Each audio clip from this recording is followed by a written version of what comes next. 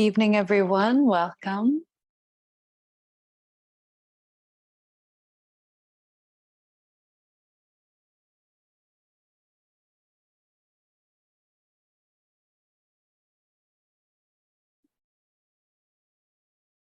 I invite you to create some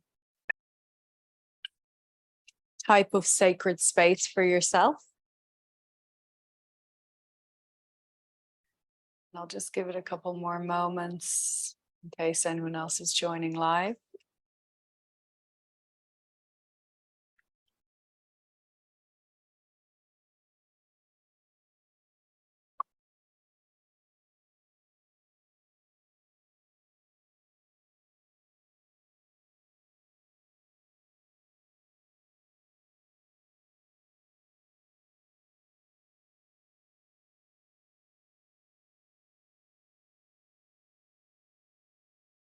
Welcome back to the Tantra Temple.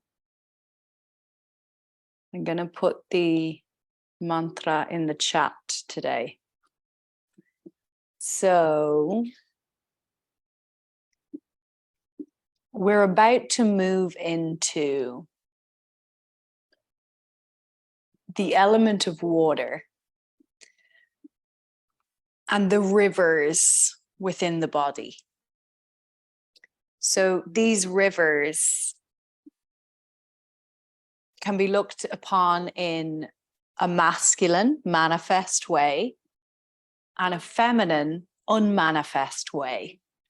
And I think the best way to do that is to think about the masculine or the manifested rivers in the body as the blood vessels.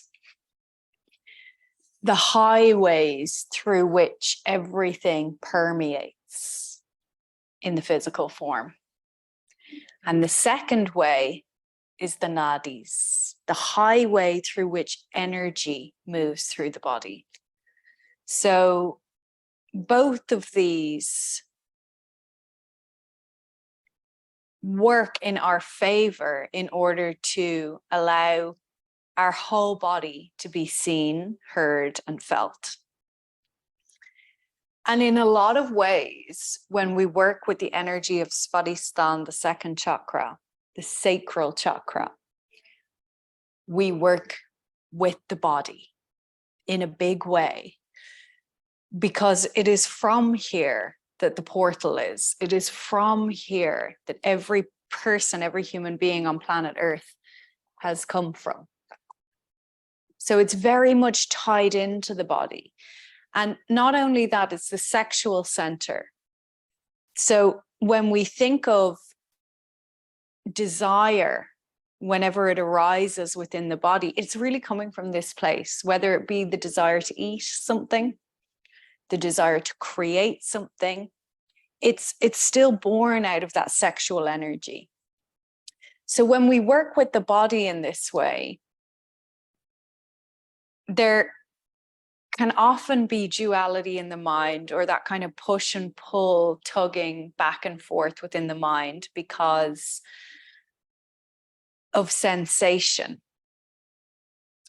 And the sensation to which you are looking to achieve versus the sensation you're actually feeling might be what gets you caught in between two truths or two moments. So how can you, as a practitioner, step outside of the realms of sensation and just be the witness? And that's what today and this evening's practice is really going to ask of you, to be the witness to what is happening, what's showing up for you in your physical practice, and what is that a gateway towards. So thinking of the body and its physicality, not only in its earth or earth element forms, which would be the bones in particular and the muscles, but also its water-bound forms of the blood vessels and all of the fluids within the body. And fluids, liquid, is ruled by the feminine. So in this way, this particular practice is aimed at awakening the feminine within, awakening the part of you that craves stillness and rest and rejuvenation. And it is that rest that we're all desperately seeking that is born out of the feminine. It is when we truly surrender, when we give ourselves the permission to truly surrender, to do a little bit less. Notice how much pressure you put on yourself to be doing constantly. To do a little bit less and to be a little bit more.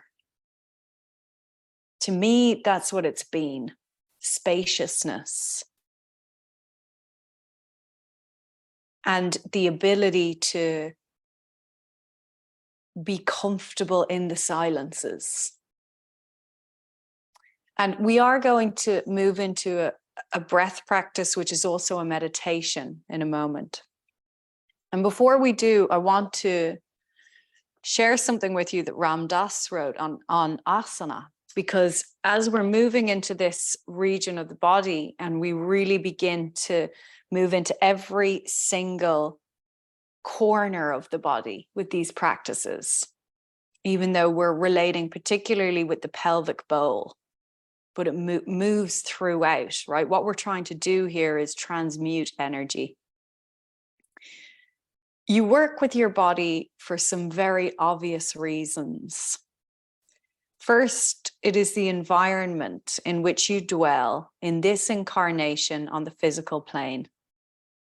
So it's your house in a way. It's your house for the soul.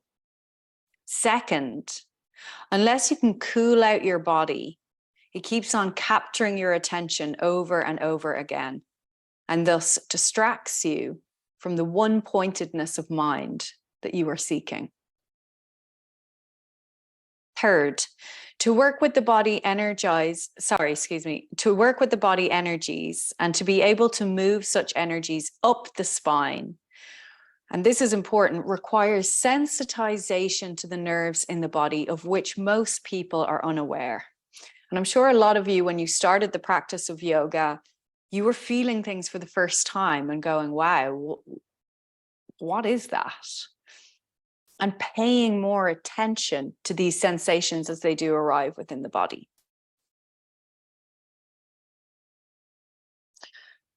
Until you can hear your body, you cannot bring it under voluntary control in such a way that it helps you rather than interferes with your sadhana.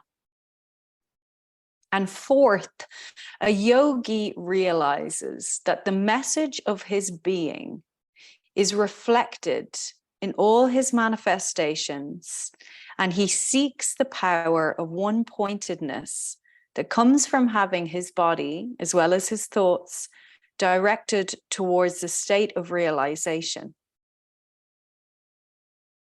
Just as bringing the hands together in prayer or challenging someone with a raised fist have been associated with them various thoughts and feelings, so it is with the total body. At any moment, it is making its statement. And as you come to hear such statements, you bring the messages of your body in line with the messages of your heart and head. For a realized being, every movement is a perfect statement.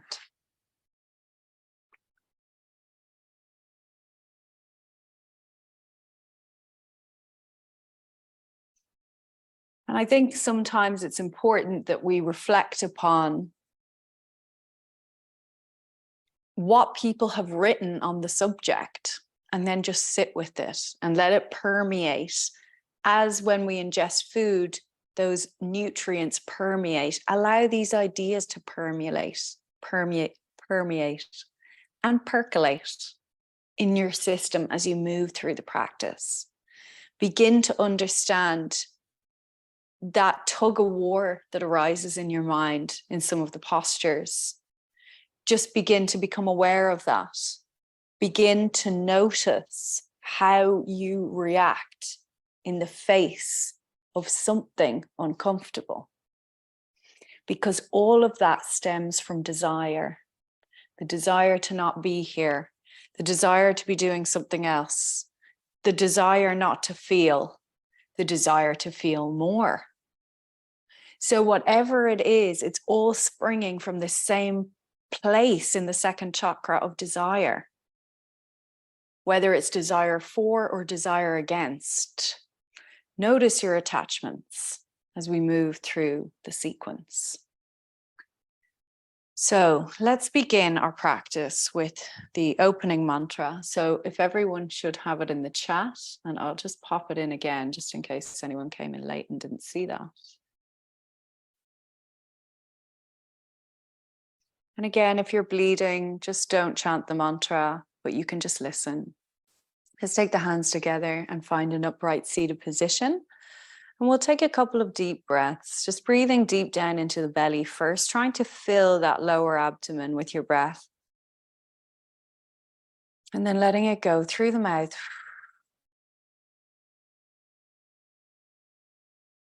Let's inhale to begin. Guru Brahma, Guru Vishnu, Guru Devo Maheshwara, Guru Sakshat Param Brahma, Tasmai Shri Guruve Namaha. As you open up the palms and face them towards the ceiling, towards the sky, offering up all of the karmic fruits of this practice to divine consciousness. We act in selfless service without any expectation of reward. You can gently release the hands and just stay in whatever upright seated position you've chosen for yourself. Maybe you're kneeling, maybe you're in a cross-legged, that's all fine. And we're going to begin with some awareness on the breath and Samavritti. But as we take this Samavritti practice, I'm going to thread through it one of the meditations from the Vigyan Bhairav Tantra.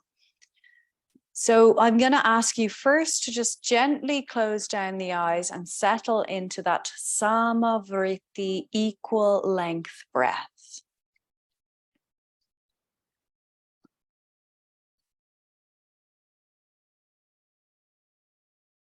And just begin to watch the breath. Notice how deep it goes. Are you going beyond the top of the rib cage? Can you move and penetrate deeper down into the realm of the low pelvis? As if that breath were touching the pelvic floor as it reached the top of the inhale.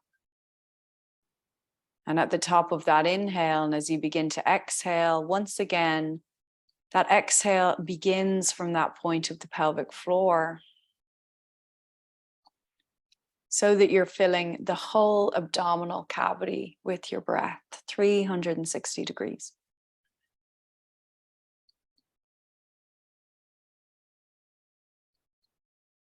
As you begin to follow this breath, I want you to notice the moment at the top of the inhale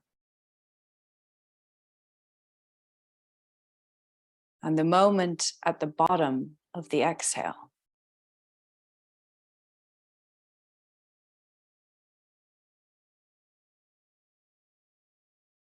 I want you to really pay attention to these pauses.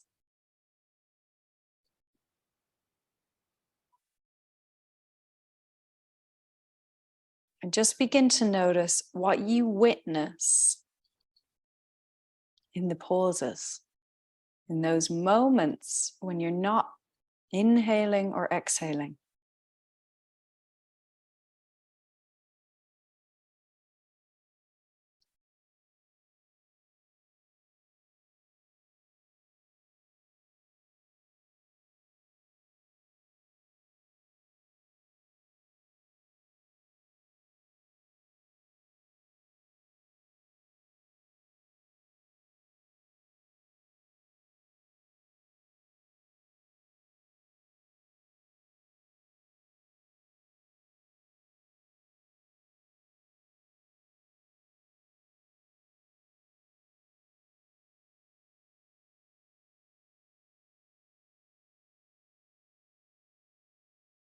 What is happening in the moment of the pause?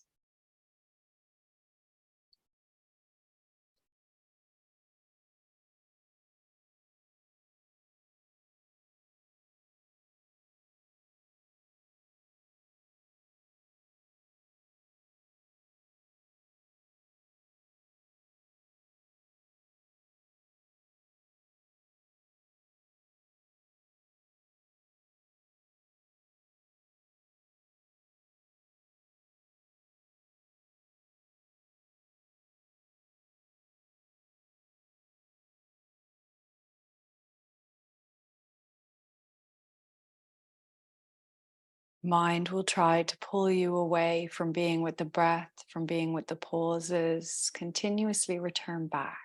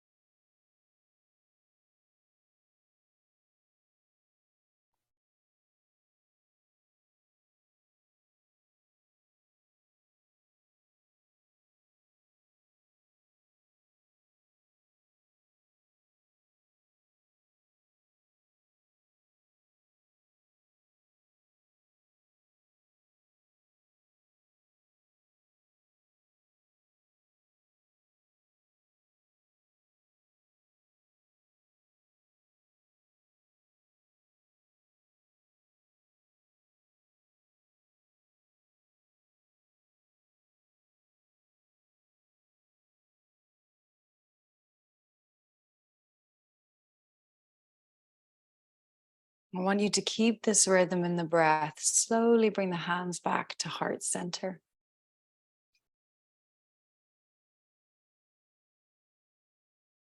Gently blinking open the eyes.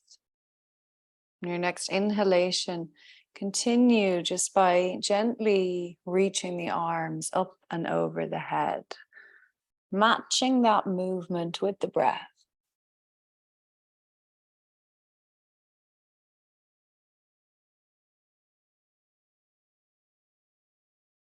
As the hands come overhead, you find the trikona, index finger and thumb to touch. You pause at the top of that inhale. On the exhale, so slowly just move down the central axis of the body.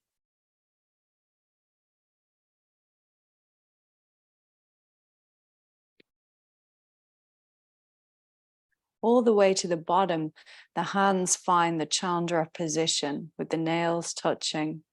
And on the inhale, you begin to travel back up the spine. And as you do, you are moving in tandem with that breath.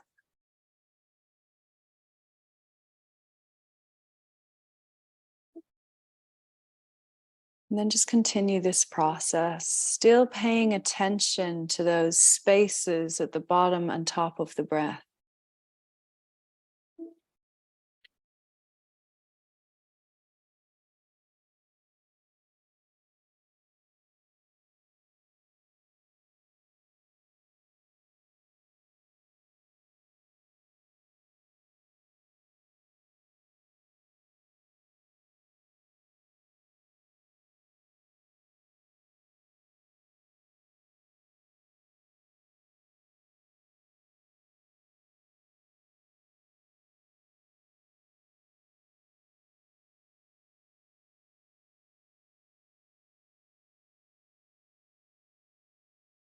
And you coincide this mudra at the top with that pause in the breath. The mudra at the bottom, again with the pause of the breath.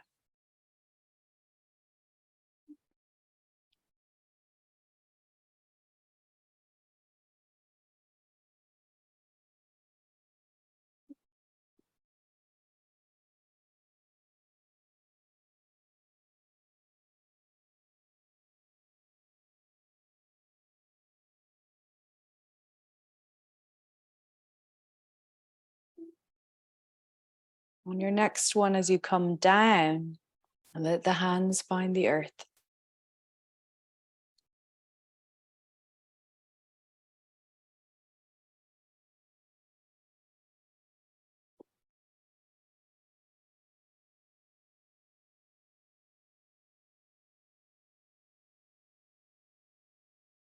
And then allow yourself to land that trikona just underneath the navel, pointing down, as you physically connect with the creative essence of your body. Svadisthana. And then in your own time, you can allow that trikona to trickle back down like this symbol of apana, which it is, the downward regulating force, that which governs birth itself. As if it's birthing out of you, the hands find the earth, and you can just slide the hands forward until you end up in all fours.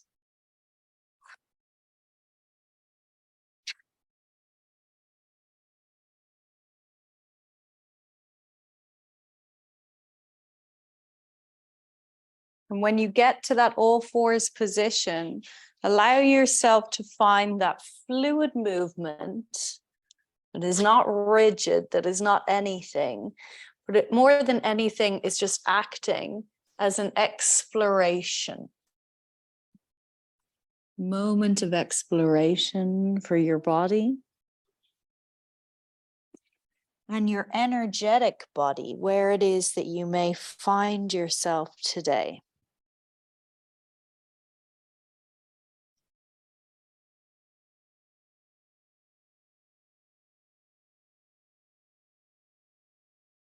And just begin the process of exploration and discovery.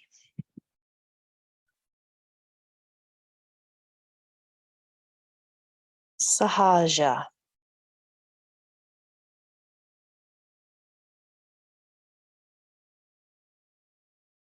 Sahaja is that which manifests itself in the moment. Spontaneity. Moving according to your own intuition.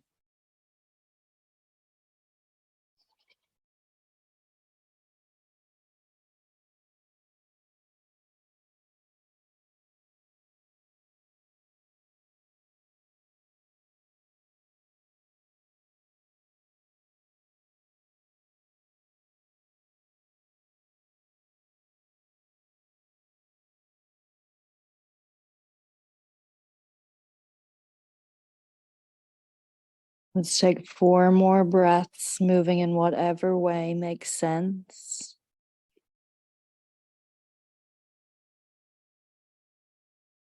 Maybe not even moving at all. Maybe completely resting in the void of it.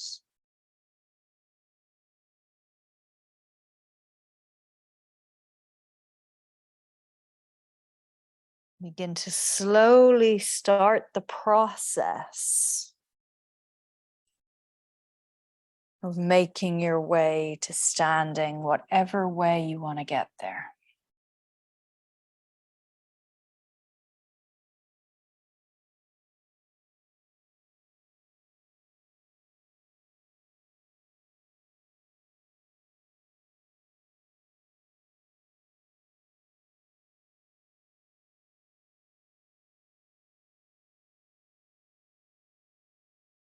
We begin at samastitihi.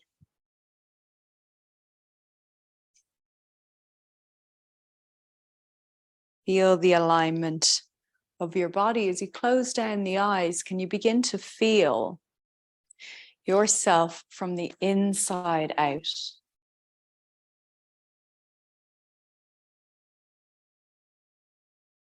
So noticing here how it feels internally to be in this stance, opening yourself.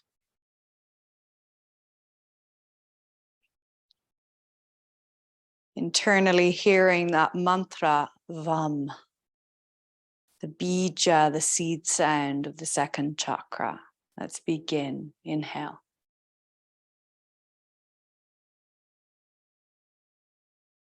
Exhale.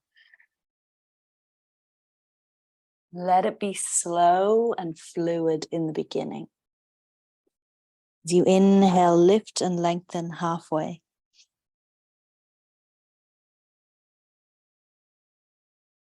Hands to the earth as you step yourself back. Knees, chest, chin. Inhale, peeling open. Exhale, Adho Mukha. Take a moment.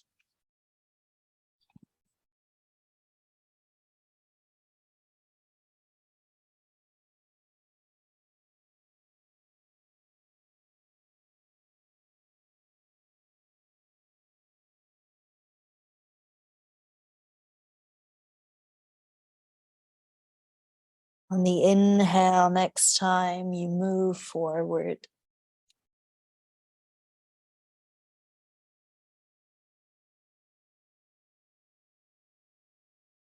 Exhale, bow. Inhale, reach. The hands gently grazing the face. Third eye. Nose. Lips. Chin. Throat. Tracing down to the heart. Before we begin again. Inhale.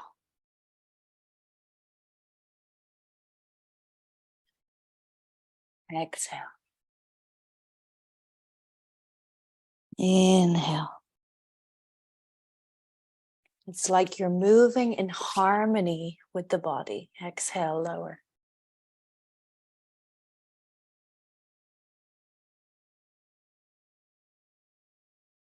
Press back, take a few breaths.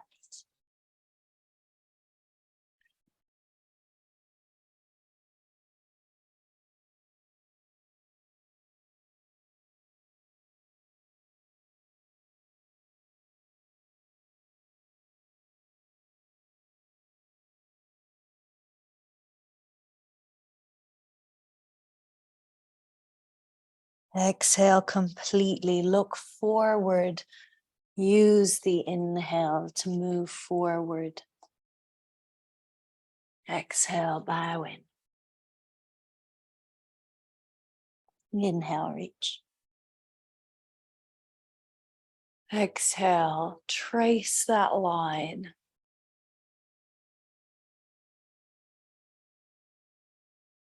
As if you're syncing this head-heart connection. Let's continue.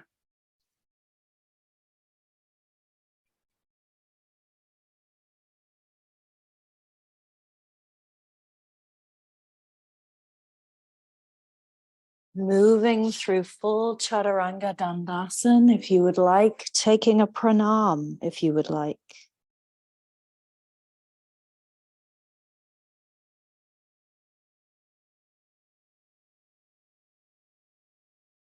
Five deep breaths in Adho Mukha.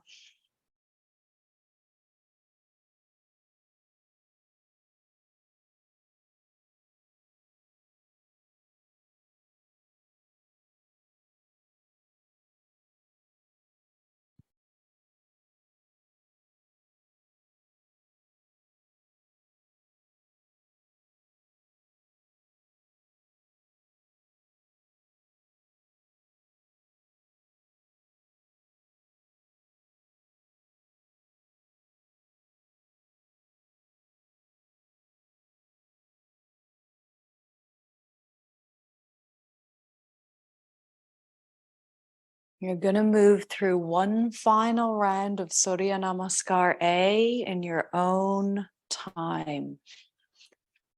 Try not to rush it, guys. If you can, try to keep it in that mode of instinctive movement. And often that requires slowing down.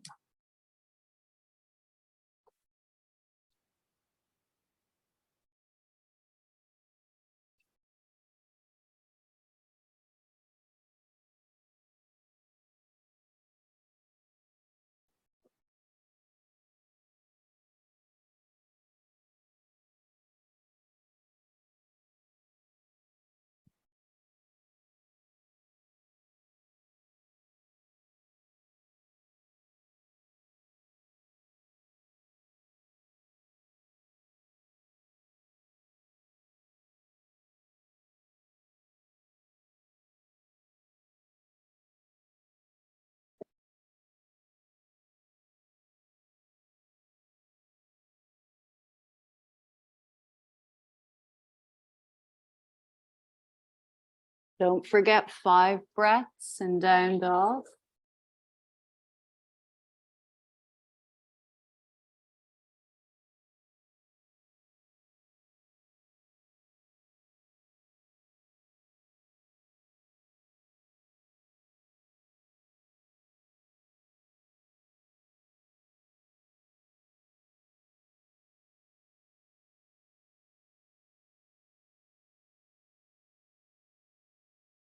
We'll just wait for everyone to join us back in Samastitihi.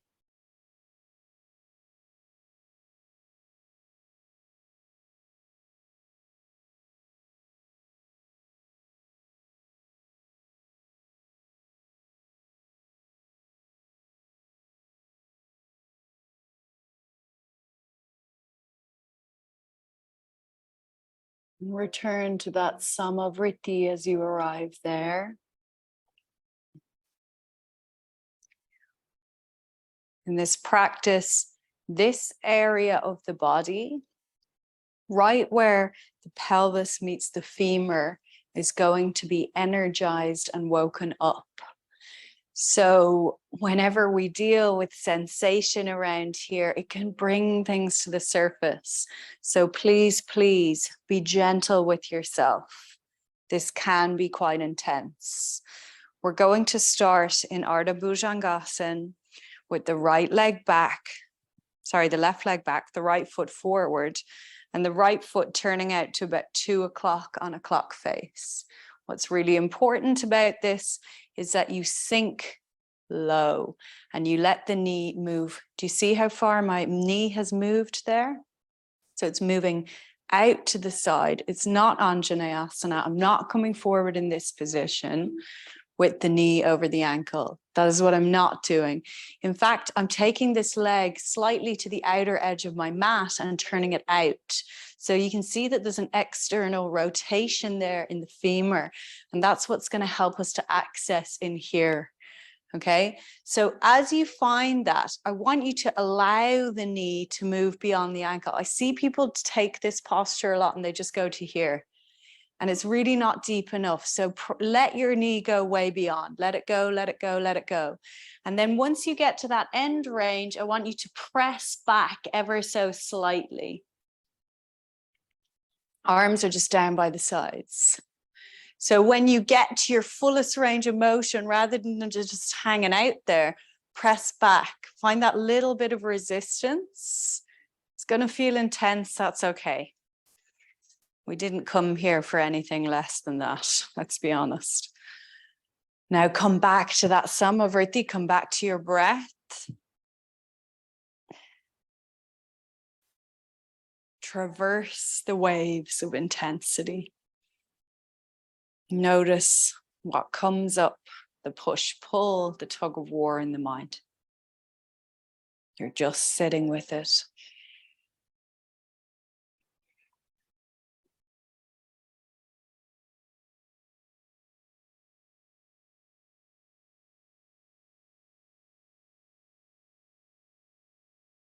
Keep pressing that front heel into the mat. Keep drawing the legs toward one another as you still send that right knee away. Feeling yourself coming towards your midline, towards your center, like the oscillation that often moves way, way, way away from your center, from your groundedness, from your core, but always returns.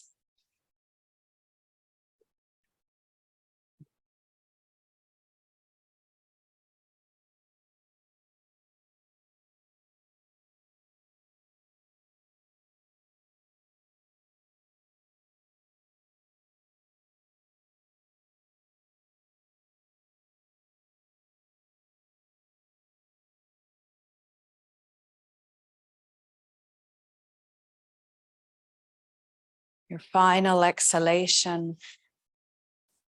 you release, find a kneeling, find a cross-legged Sukhasana. It doesn't matter as long as the spine is upright.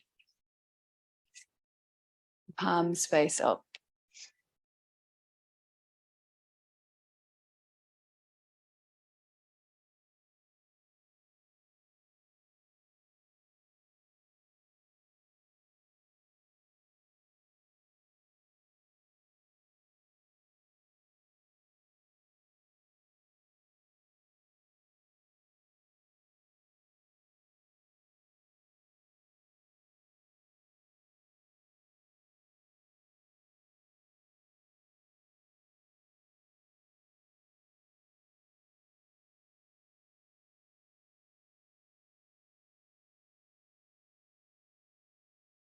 Let's begin to traverse over to the second side.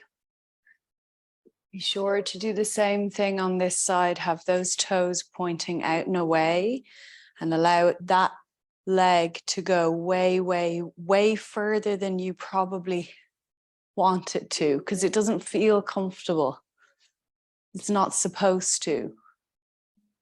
So come all the way down first. And then when you feel like that's my end range, press out of it.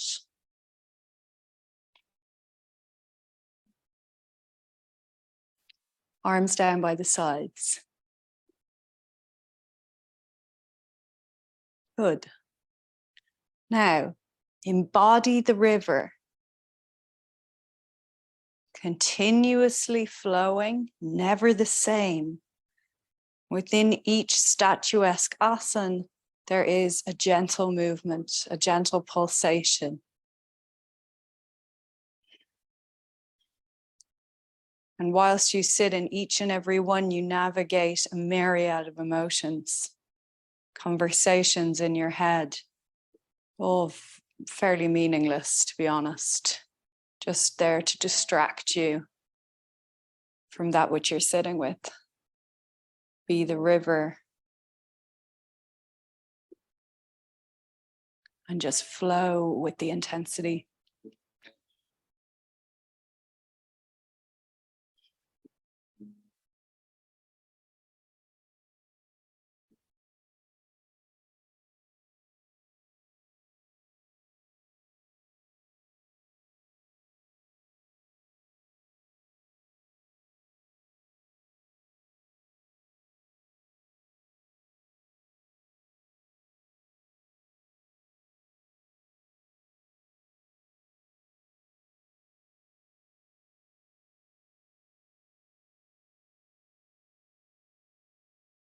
Notice the body, feel the energy. And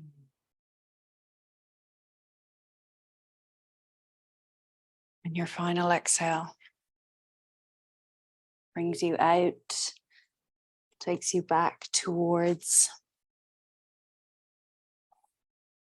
a symmetrical position.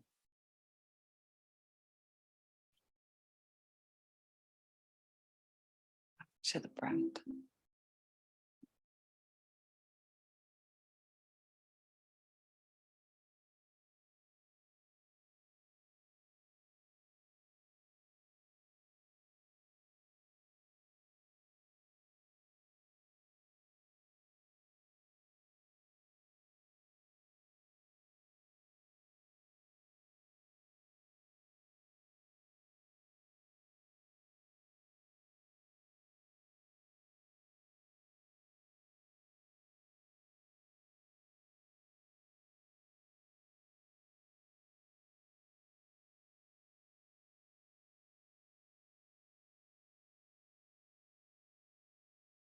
Move into Adho Mukha Svanasana.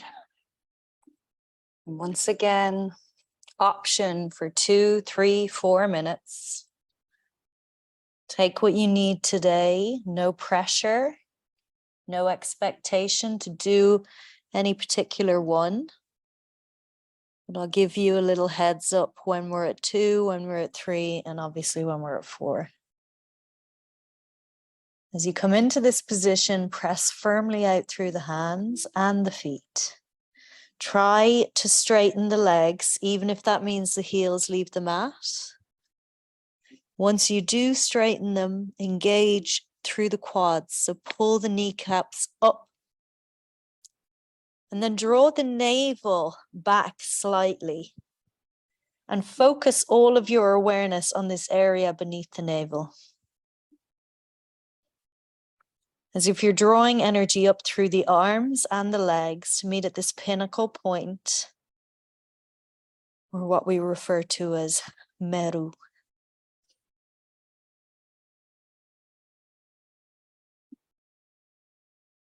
Sacred inner mountain.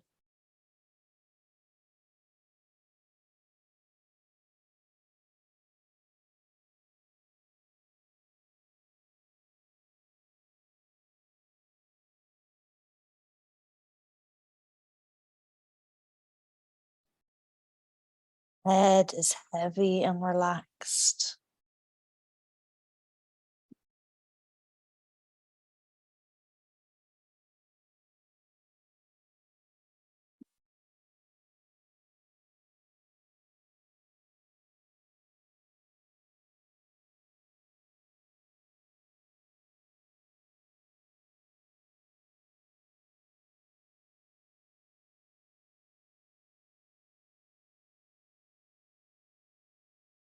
Few minutes up.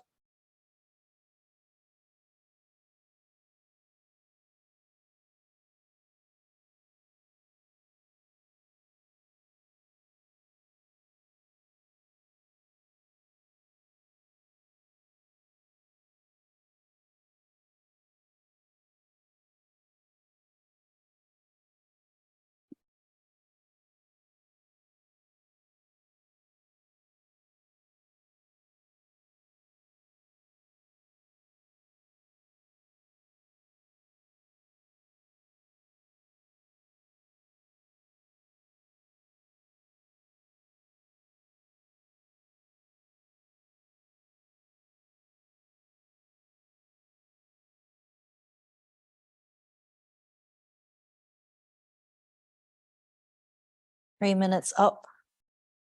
Last minute if you feel like you're up to it. If not, just sit in stillness with an upright spine. No problem.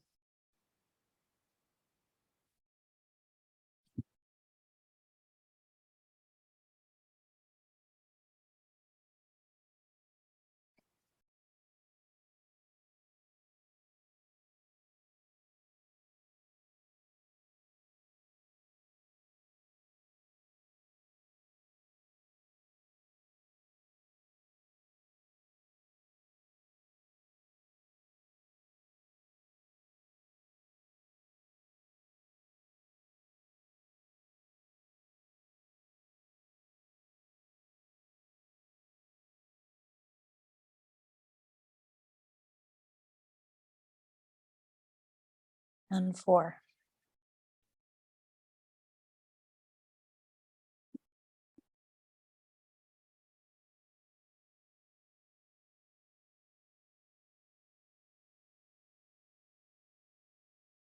Sit in awareness.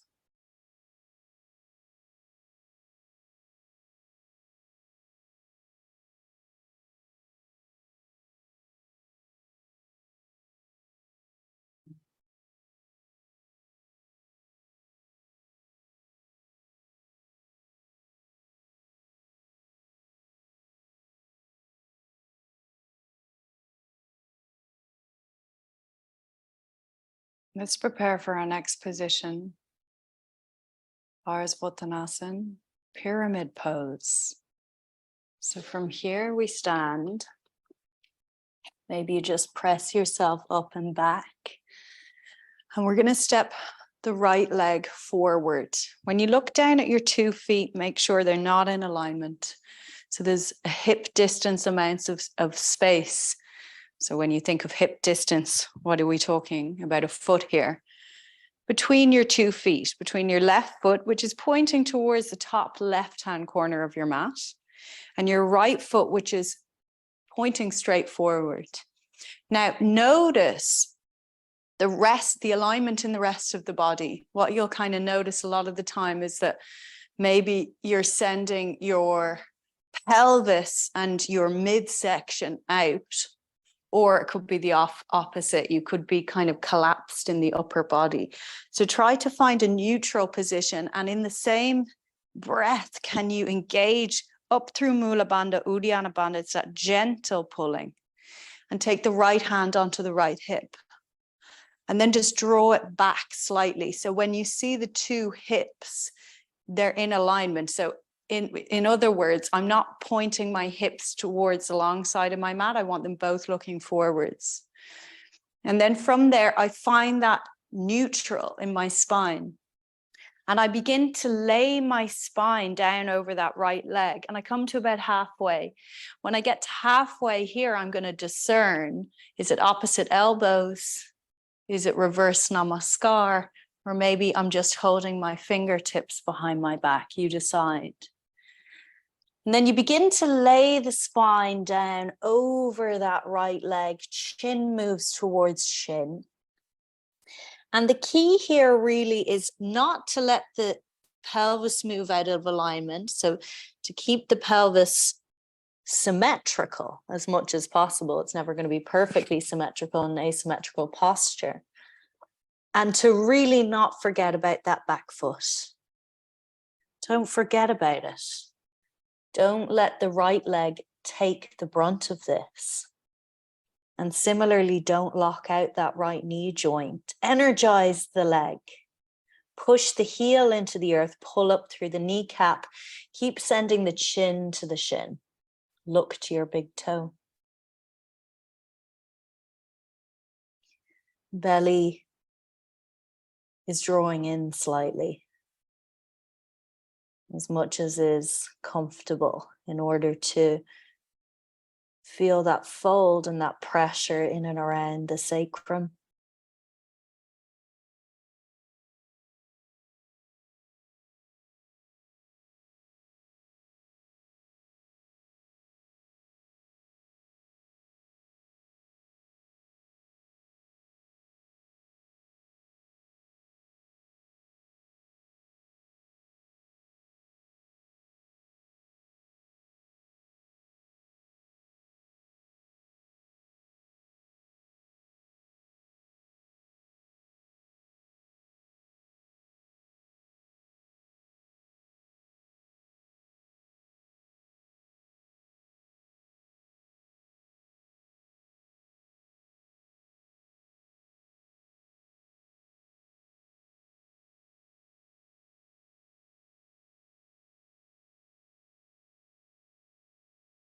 Inhale to come up.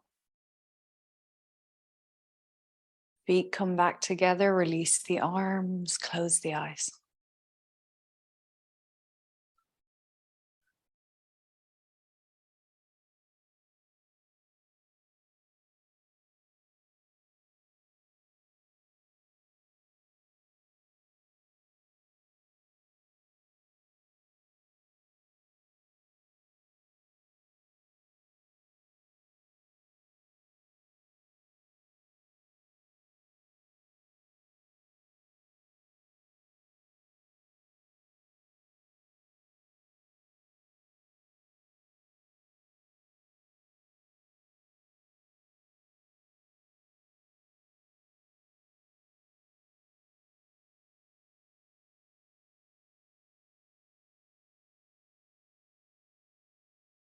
Second side, right foot steps back, find that alignment with the hips. So make sure that both points of the hip are looking forward. And then begin the process of lengthening. Laying the spine now down over the left leg. Figuring out the best arm position for you. And then again, imagine you're drawing the energy with the help of Uddiyana Bandha to that place below the navel, that portal place. There's a reason it's called a sacrum. It is the most sacred bone in your body, holding the weight of this internal meru, the mountain of the spine.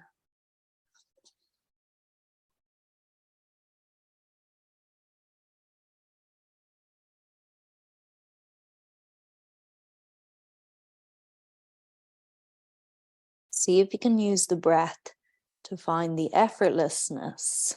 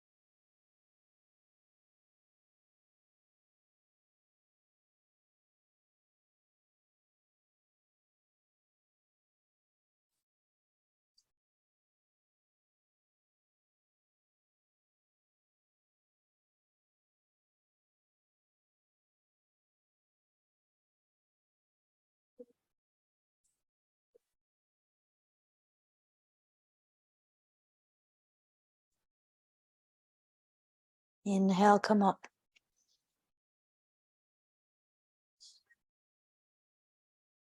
Release.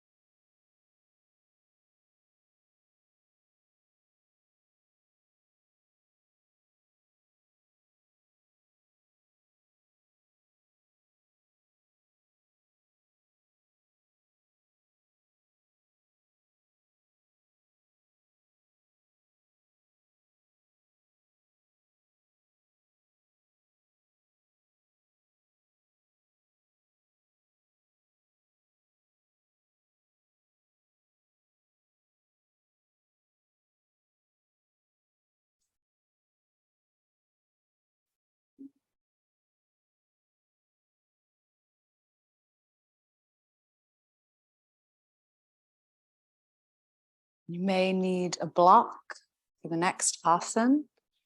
You may not. If you don't have a block, it doesn't matter. You can use something to put your hand on. It doesn't have to be a block. The position is Ardha Chandrasana. Okay. So you discern whether you need a block, and I'll give a moment for people to gather themselves whether they need that or not. Right foot first, right hand down. Let's prepare. Make sure the left leg is strong and active. And either looking down or up as the neck prefers.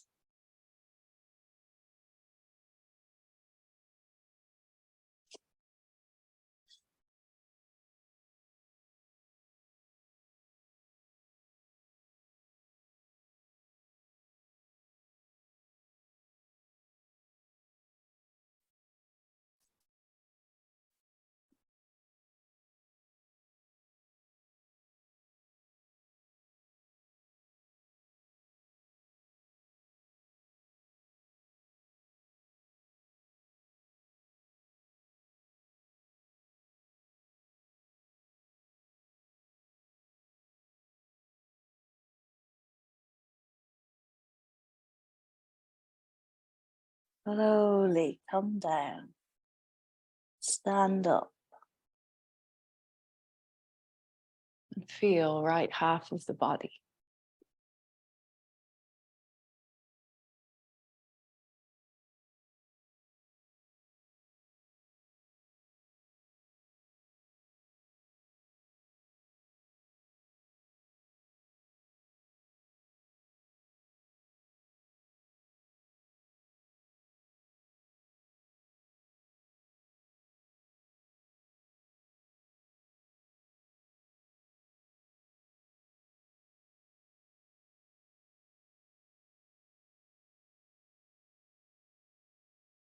Take the second side.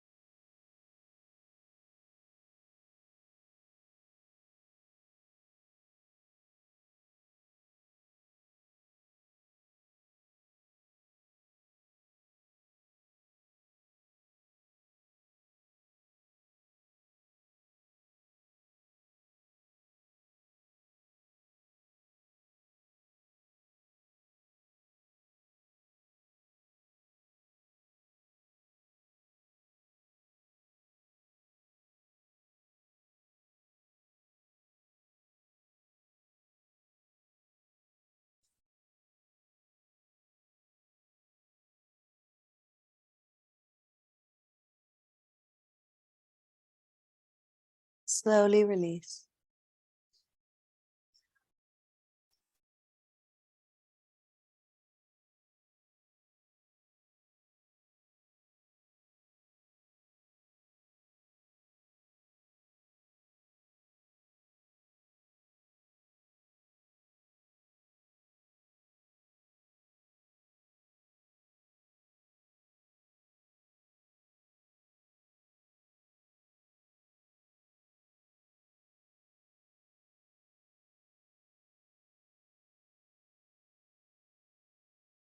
We're going to take Prasarita Padottanasana as we're standing. You can take the feet wide, the heels wider. And I like to start with a parallel spine to the floor. Bend your knees if you need to. And then as you begin to come forward, send your hips back behind you. Give yourself more space by moving your hips to the wall behind you. And then allow the crown of the head travel towards the earth. And then either hooking the first big toe or just holding the ankles. And as you do, again, bring the awareness to that part of the body, the lower abdomen. Coming back to the breath. Lengthening the spine.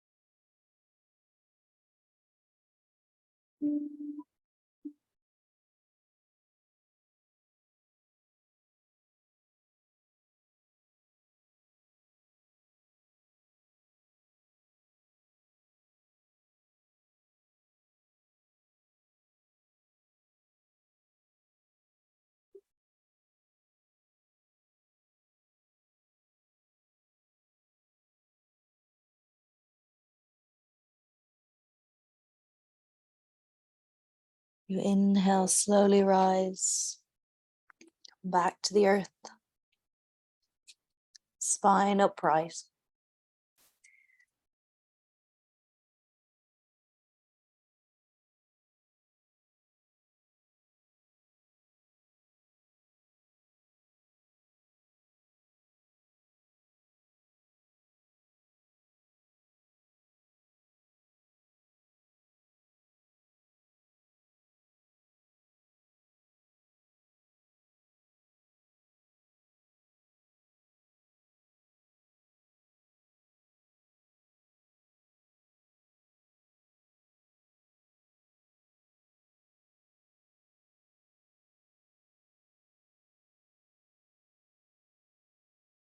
See, can you begin to move incredibly slowly? Hands find the earth.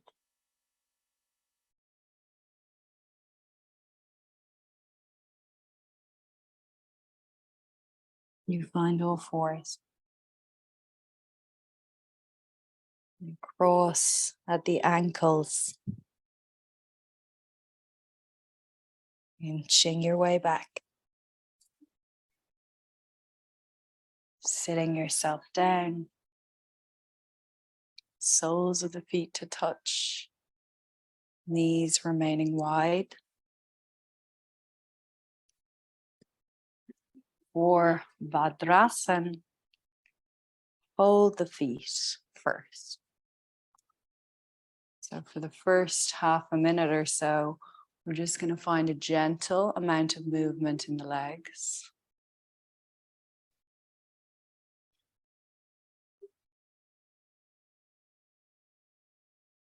Just to say, this bouncing in the legs is only for female practitioners.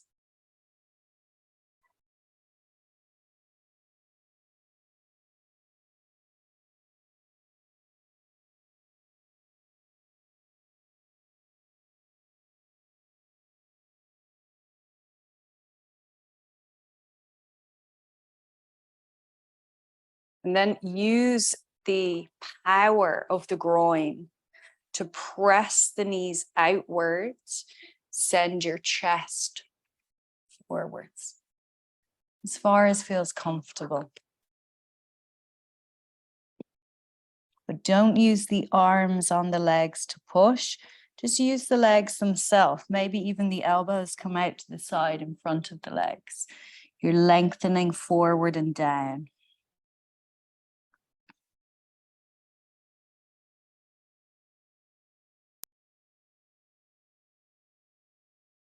And then just sit in the intensity of it.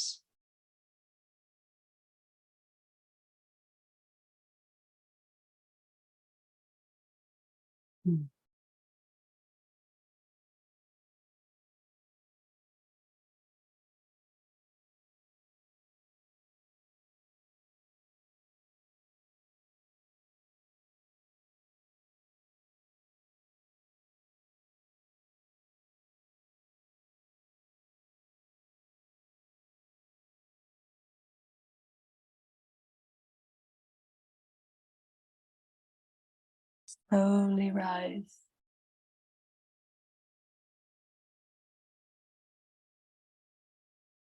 Release the legs.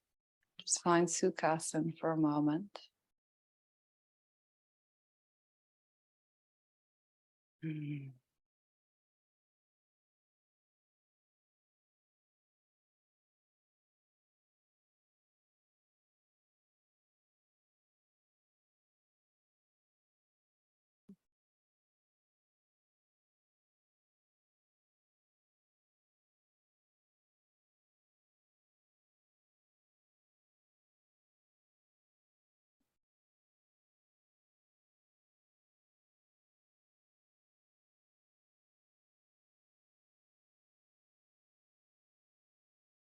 I'm going to keep the left leg where it is. Let the right leg come long.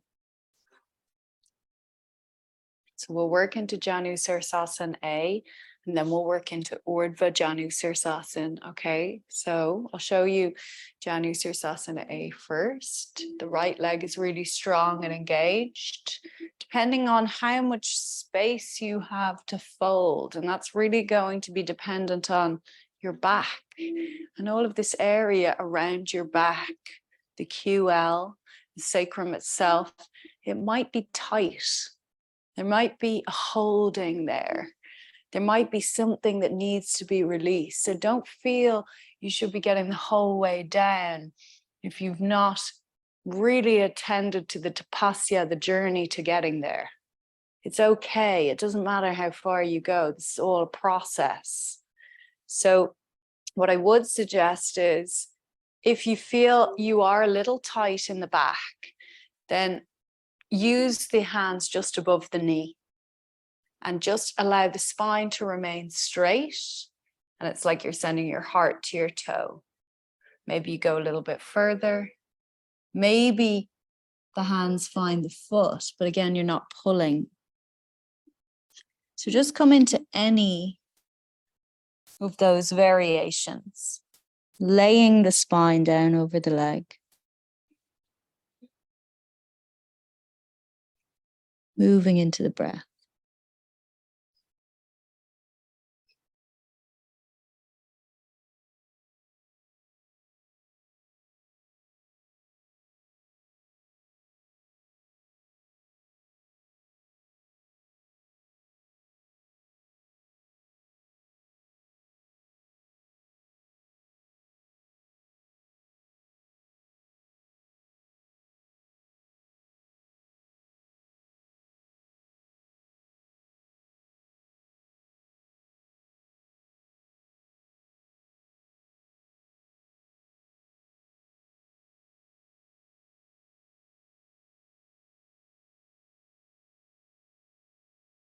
Good. Now, bend the knee as you come up.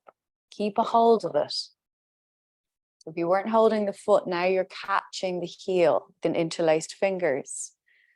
And you're stretching the leg any amount. Maybe it goes completely straight and you can get the left heel in front of the right sit bone.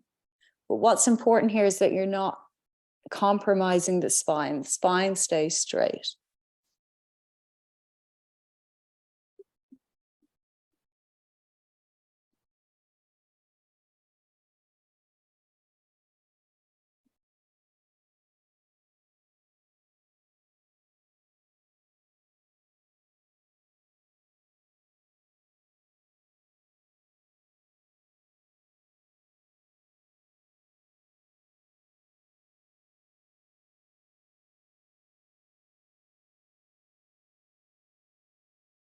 Slowly release. Find any upward seated position. Don't move too much.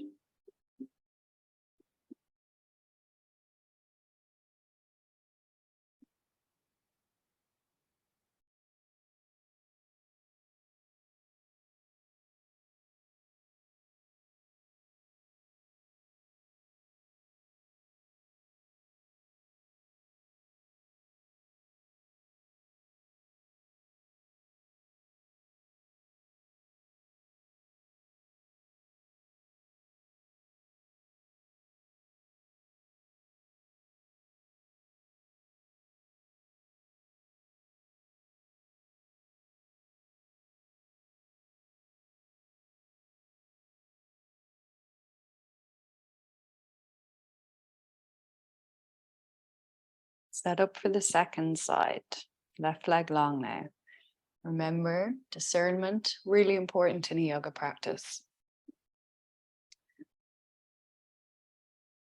Always move from the place of the Vijnanamaya kosha. Don't move from the egotistical, I have to get my head to my knee.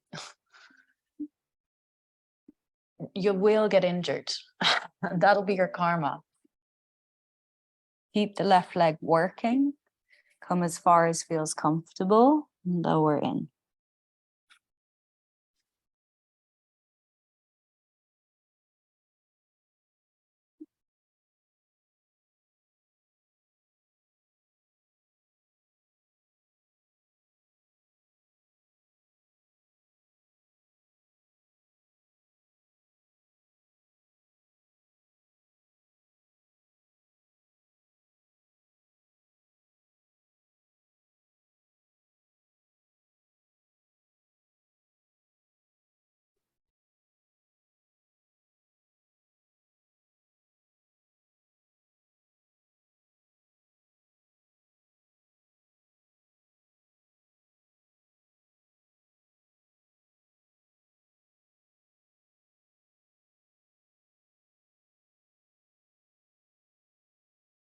And then slowly bend at the knee.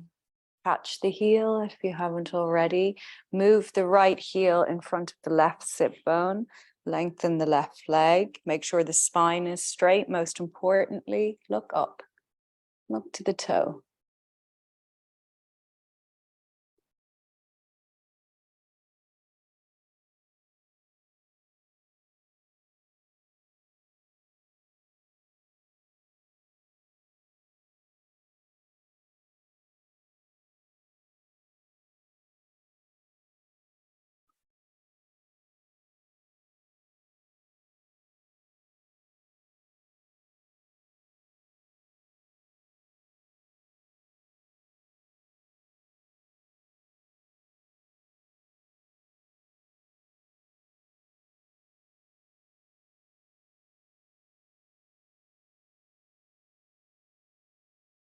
Slowly release.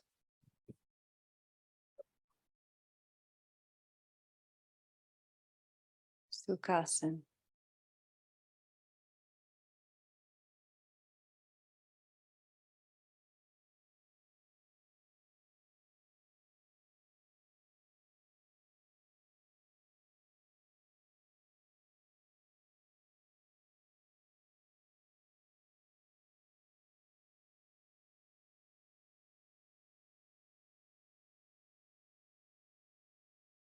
We're going to prepare to move into Kriya, everyone's favorite.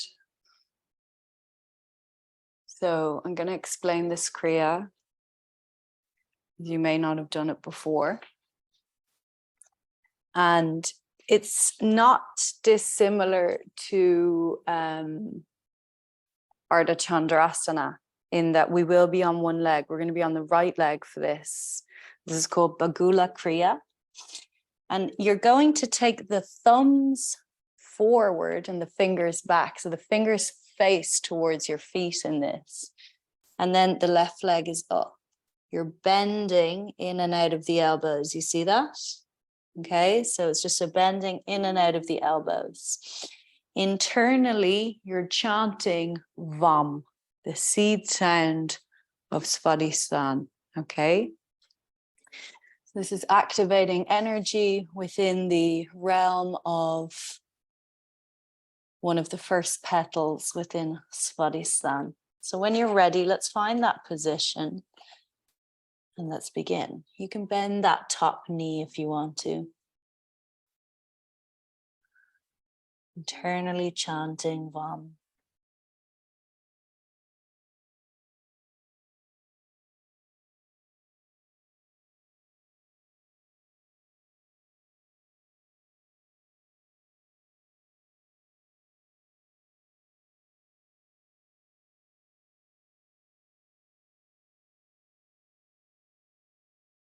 Feeling that pressure around the lower abdomen.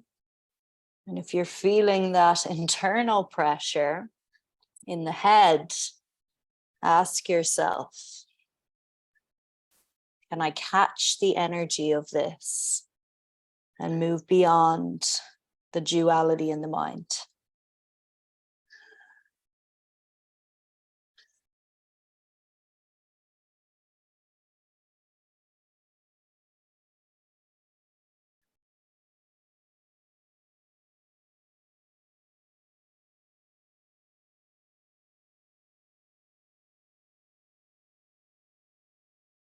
Vam, vam, chanting internally. Hear the seed sound, hear the bija internally.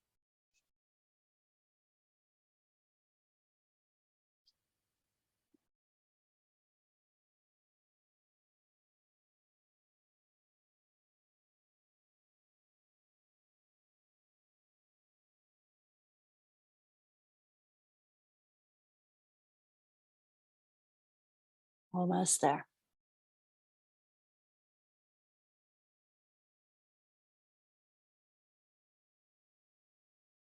Let's release. Find a seat. Allow the energy to settle.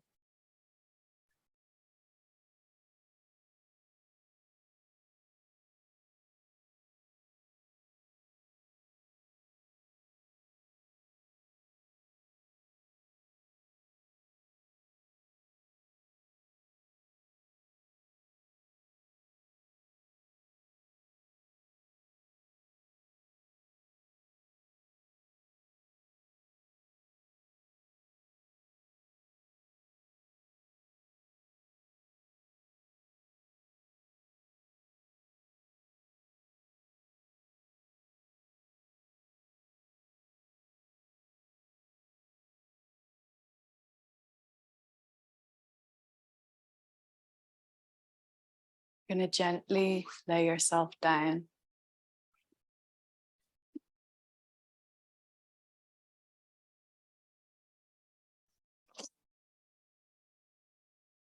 As you find this happy baby, this Shila Nagig position, see, can you come back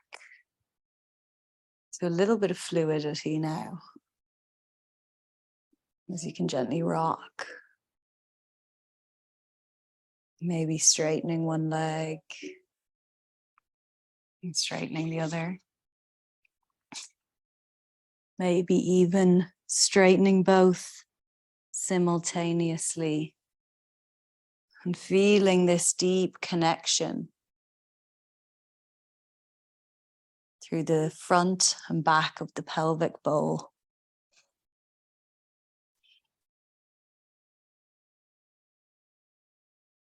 And if you need to twist, take a twist.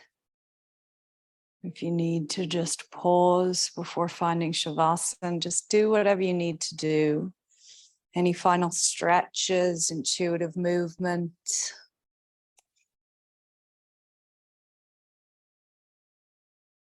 Sacred rolling.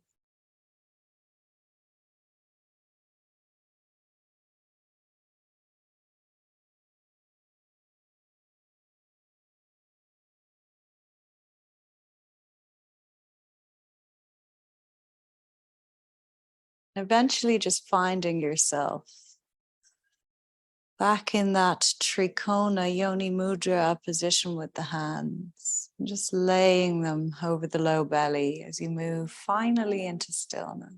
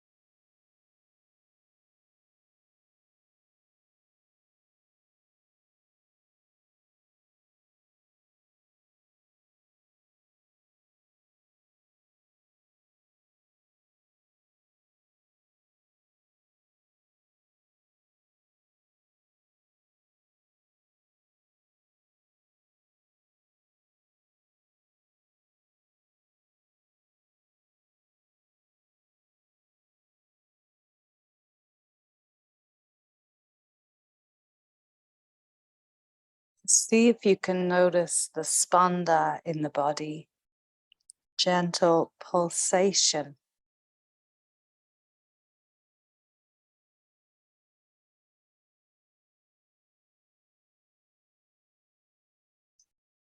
Of the water element. You may feel it as you bring the pads of the thumbs to touch.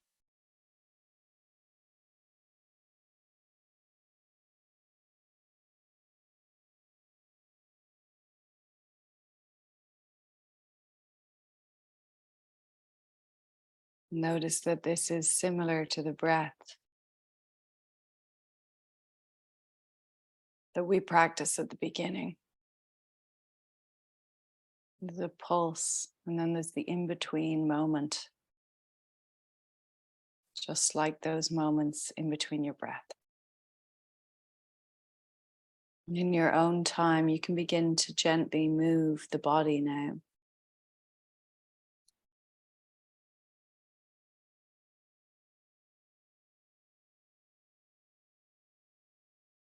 Coming back to the physical plane.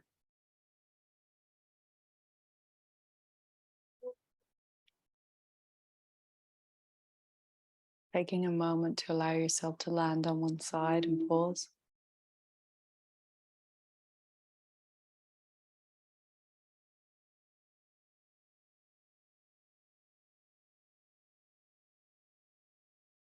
And then in your own time, slowly finding your way up.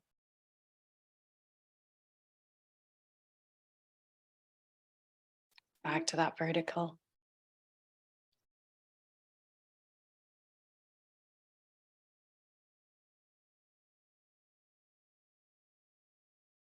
As you do, you can bring your hands to touch at heart center. As you really offer up this practice to whomever it is that you offer to, whatever it is. Just take a deep breath in through the nose. Open the mouth and let go. Deep breath in for Om. Om.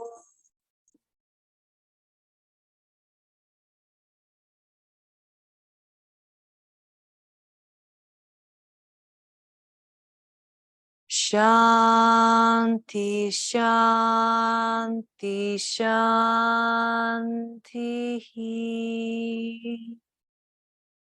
Allow the base of the thumbs to float to the third eye as you tilt the head back.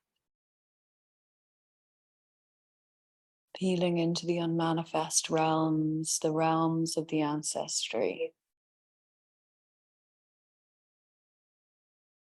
And then bowing in to your physicality, this body, this vessel, this earth.